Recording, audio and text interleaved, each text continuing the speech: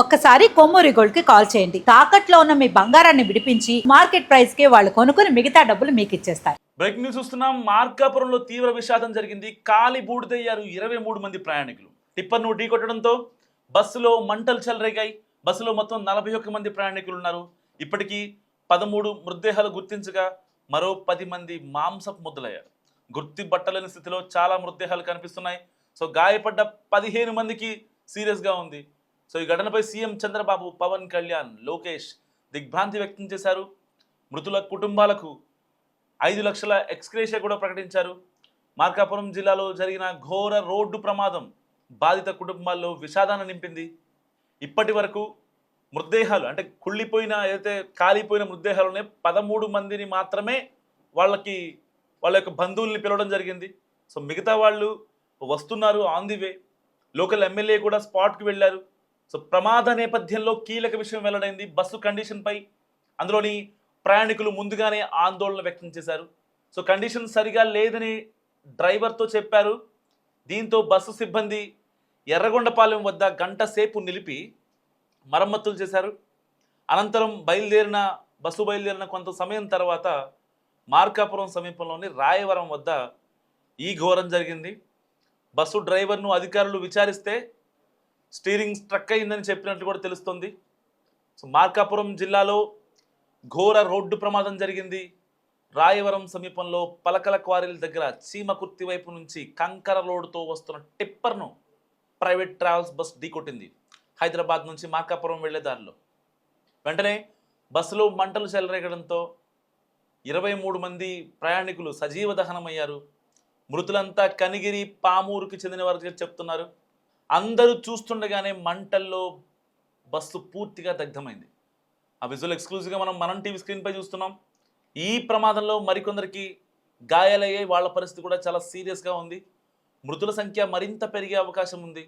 స్థానికుల నుంచి సమాచారం అందుకున్న పోలీసులు, ఫైర్ సిబ్బంది హుటాహుటిన ఘటనా స్థలానికి చేరుకున్నారు. మంటల్ని ఆర్పేసి గాయపడిన వారిని వెంటనే దగ్గరలోని ఆసుపత్రికి తరలించారు. హరికృష్ణ ట్రావెల్స్కు చెందిన బస్సు తెలంగాణలోని జగిత్యాల నుంచి నెల్లూరు జిల్లా కలికిరికి వెళ్తుండగా ఈ ప్రమాదం జరిగింది. ఈ ప్రమాదం జరిగిన సమయంలో బస్సులో 41 మంది ప్రయాణికులు ఉన్నారు. అయితే బస్సు వెనుక భాగంలో ఉన్నవారు బయటకు రాలేక సజీవ దహనమయ్యారు. మార్కాపురం ఎమ్మెల్యే కందుల నారాయణ రెడ్డి ఘటనా స్థలాన్ని పరిశీలించారు. ఈ ప్రమాదంలో బాధితుల కుటుంబాలు సమాచారం తెలుసుకునేందుకు వీలుగా కంట్రోల్ రూమ్ నెంబర్లు కూడా ఏర్పాటు చేశారు. సో అవి నేను మీకు స్క్రీన్ మీద ప్లేస్ చేస్తున్నా. 6304285613. సో ఈ నెంబర్లకి కాల్ చేస్తే మీ యొక్క సమాచారం తెలుసుకోవచ్చు. ఎవరన్నా మీ వాళ్ళు ఎవరన్నా ఉంటే కనుక ఈ నెంబర్కి మస్ట్గా కాల్ చేసే ప్రయత్నం చేయండి. సో మార్కాపురం జిల్లాలో జరిగిన రోడ్డు ప్రమాదంపై ఇటు సీఎం చంద్రబాబు దిగ్భ్రాంతి వ్యక్తం చేశారు. సో ఈ ప్రమాదంలో టిప్పర్ ప్రైవేట్ ట్రావెల్స్ బస్సు ఢీకొన్న ఘటనలో పలువురు ప్రయాణికులు సజీవ దహనం కావడంపై తీవ్ర విచారం వ్యక్తం చేశారు డిప్యూటీ సీఎం పవన్ కళ్యాణ్. ఇటు నారా లోకేష్ కూడా స్పాట్లో ఉన్న అధికారులకు, ఇటు లోకల్ ఎమ్మెల్యేకి కాల్ చేసి కనుక్కున్నారు. ఎక్కడి నుంచి వస్తుంది, మృతులు ఎక్కడి వారు ఏంటని చెప్పి వాళ్ళందరూ తెలుసుకోవడం జరిగింది. మృతుల కుటుంబాలకు ఇప్పటికే ఎక్స్గ్రేషియా కూడా ప్రకటించారు. సో చనిపోయిన వాళ్ళకి 5 లక్షలు, సో బాధితులకు ఎవరైతే ఉంటారో వాళ్ళకి 2 లక్షలు ప్రకటించారు. సో అధికారులతో మాట్లాడి పవన్ కళ్యాణ్ కూడా వివరాలు తెలుసుకున్నారు. ఈ బస్సు ప్రమాదానికి గల కారణాలపై సమగ్ర విచారణ జరిపి నివేదిక సమర్పించాలని కూడా లోకల్ ఎమ్మెల్యే అక్కడికి వచ్చిన పోలీసు వాళ్ళని ఆదేశించారు. సో గతేడాది కర్నూలులో ప్రమాదం జరిగింది అక్టోబర్లో, 2025 అక్టోబర్లో. సో చిన్న టేకూరు దగ్గర జరిగిన బస్సు ప్రమాదం కావేరీ ట్రావెల్స్ బస్సులో మంటలు చెలరేగి 19 మంది స్పాట్ డెడ్ అయ్యారు. వేమూరి కావేరీ ట్రావెల్స్ బస్సు అది హైదరాబాద్ నుంచి బెంగళూరు వెళ్తుండగా నేషనల్ హైవే 44పై బస్సు బైక్ను ఢీకొట్టింది. వెంటనే బస్సులో మంటలు చెలరేగాయి. ప్రయాణికులు గాఢ నిద్రలో ఉండడంతో బయటికి రాలేకపోయారు. 19 మంది సజీవ దహనమయ్యారు. సో ఈ ప్రమాదం నుంచి 10 మంది స్వల్ప గాయాలతో బయటపడ్డారు. ఈ ఘటన అప్పట్లో తీవ్ర విషాదం నింపింది. మళ్ళీ ఇప్పుడు మార్కాపురం జిల్లాలోనూ బస్సులో మంటలు చెలరేగి 23 మంది స్పాట్ డెడ్ అయ్యారు. 10 మంది మృతదేహాలు అయితే కనీసం మాంసపు ముద్దలే కనిపిస్తున్నాయి.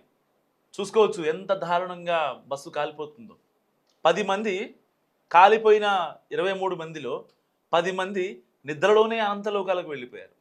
10 మంది మృతదేహాలు అయితే కనీసం వాళ్ళ బాడీని మెయిలా ఫీమేలా అని కూడా గుర్తుపట్టలేనంత స్థితిలో ఆ యొక్క విషాద ఛాయలు అలుముకున్నాయి. ఎంత దారుణం అంటే వాళ్ళ పేరెంట్స్ లేకపోతే వాళ్ళ కుటుంబ సభ్యులు ఎవరిలో ఒకళ్ళు వస్తే కనీసం మా వాళ్ళ డెడ్ బాడీ ఇది అని తెలుసుకోలేని సిచ్యువేషన్. సో ఇక్కడ డ్రైవర్ చెప్తుంది ఏంటి, ఇక్కడ స్టీరింగ్ స్ట్రక్ అయిందని చెప్తున్నారు ఒక రీజన్.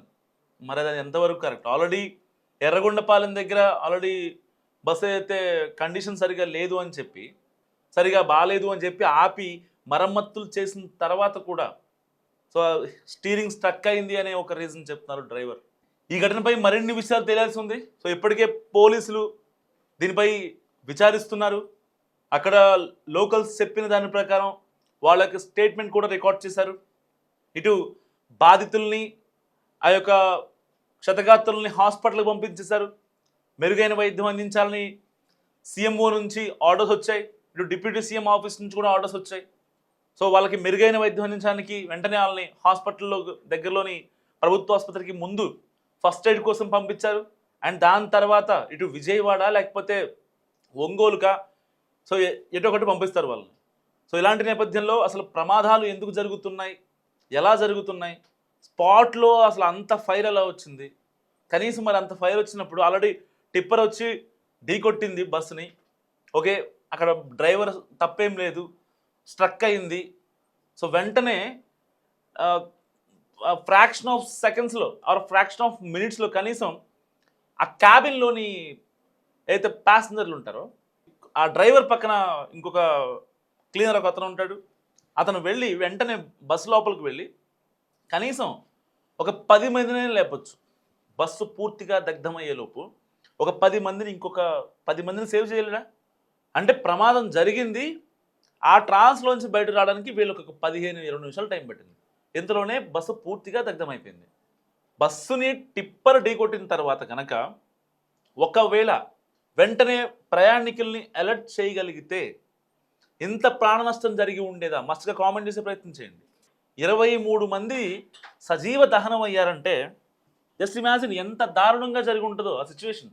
అసలు 23 మంది, దాంట్లో 10 మంది వాళ్ళ డెడ్ బాడీ కూడా కనీసం గుర్తుపట్టలేనంత స్థితిలో ఉంది.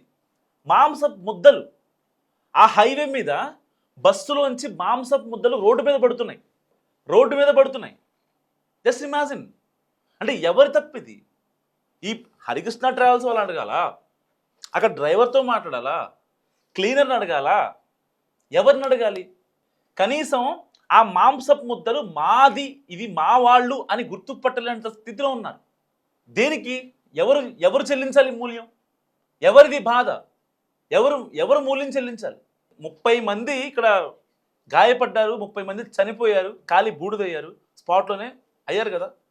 వాళ్ళ కుటుంబాలు ఇండైరెక్ట్గా ఎంత బాధపడుతుంటాయి? వాళ్ళలో డైలీ లేబర్ ఉన్నారు, చదువుకునే వాళ్ళు ఉన్నారు, సీనియర్ సిటిజన్స్ ఉన్నారు, మహిళలు ఉన్నారు.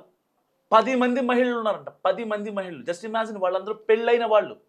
ఇప్పుడే బ్రేకింగ్ న్యూస్ వస్తుంది, చూస్తున్నాం మనం టీవీ స్క్రీన్పై. వాళ్ళ ఇన్ఫర్మేషన్ వస్తుంది. కలువపూడి లక్ష్మి 33 ఏళ్ళు, రొంపిచర్ల రాజలక్ష్మి 29 ఏళ్ళు. సో ఇలా ఒకళ్ళు కాదు, ఇద్దరు కాదు, చనిపోయిన వాళ్ళలో మహిళలే ఎక్కువ మంది ఉన్నారు. వాళ్ళ పిల్లల పరిస్థితి ఏంటి, వాళ్ళ పరిస్థితి ఏంటి? వాళ్ళ కోసం ఇంట్లో వెయిట్ చేస్తున్నారు. కనీసం అట్లీస్ట్ మినిమం మెయింటెనెన్స్ కూడా ఈ యొక్క ప్రైవేట్ ట్రావెల్స్ బస్సులు లేకపోవడం నిజంగా దుర్మార్గం. ఇలాంటి ఘటన జరిగితే రేపొద్దున వెంటనే ఈ యొక్క ఆర్టీ అధికారులు బయటకు వచ్చి బస్సులను ఆపేసి ఫిట్నెస్ చెక్ చేస్తారు, రిజిస్ట్రేషన్ చెక్ చేస్తారు, సి బుక్ అంటారు, ఆ బుక్ అంటారు, ఈ బుక్ అంటారు, వెళ్ళిపోతారు వాళ్ళంతా. కానీ ఈ బాధిత కుటుంబాలకు న్యాయం జరిగిద్దా? మస్తు కామెంట్ చేసే ప్రయత్నం చేయండి. ఈ బాధిత కుటుంబాలకు ఎవరు న్యాయం చేయాలి? అధికారులు హడావుడిగా 2 రోజులు 3 రోజులు వచ్చేసి మొత్తం చేసి వెళ్ళిపోతారు. కానీ ఆ కుటుంబాలకు జరిగిన నష్టం ఎవరు తీరుస్తారు? మస్తు కామెంట్ చేసే ప్రయత్నం చేయండి.